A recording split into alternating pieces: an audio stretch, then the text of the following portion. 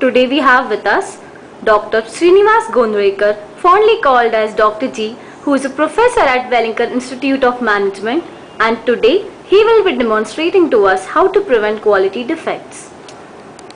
Today we will look at how to prevent quality defects.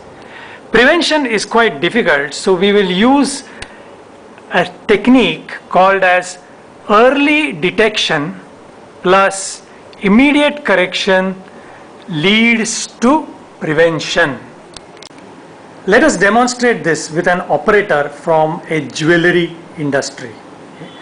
The operator picks up pieces from a clearly marked area for incoming pieces and starts working with it. When she finishes the work, she places it in another clearly marked area which is for quality check. Here we need to check quality at each stage. So we have a roving inspector, and to attract the inspector's attention, the operator switches on a lamp. The lamp attracts the QC inspector's attention, in the meanwhile the operator starts working with the other piece. The QC inspector has walked in, picks up the piece and inspects it in detail. And this piece turns out to be defective. So she places it in a red area which is marked as for repair and switches off the lamp and goes away to service other operators in the same way.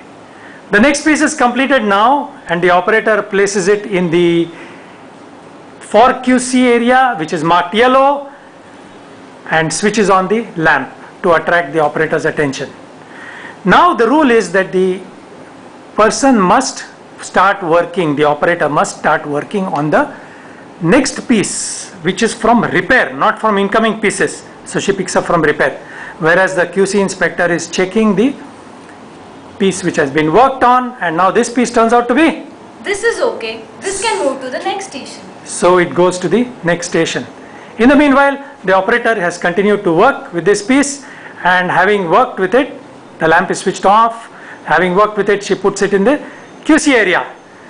The QC inspector is right there, so she looks at the piece, and this piece is now, the lamp This is okay. This is okay. So it goes to the next station. This is how the whole cycle is repeated. It allows the defect to be detected as early as possible, and the roving QC operator moving all over the place allows more than one person to be serviced by one inspector. Eventually this leads to prevention.